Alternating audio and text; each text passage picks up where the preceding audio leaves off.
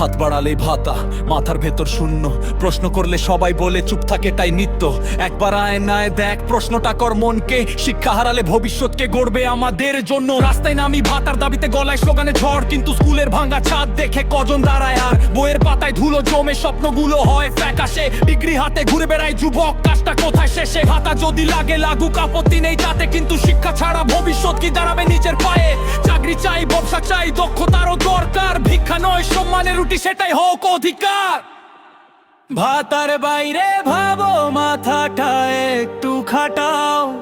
শিক্ষার আলো নিভা গেলে ভবিষ্যৎ কোথায় পাও? সরকার জনগণের জন্য, এটাই হোক পরিচয়। জনগণ ভুলে গেলে নিজের শক্তি বদলাবে না সময়।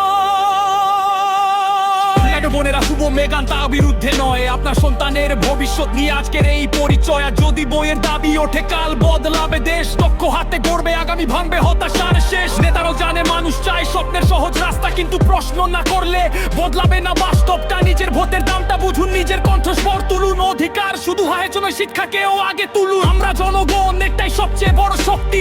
সরকার আসে, সরকার যায়, জনগণই আসল ব্যক্তি। হাতে বই, মনে সাহস, এটাই হোক নতুন গান। শিক্ষিত সচেতন মানুষেই বদলাবে হিন্দুস্তান।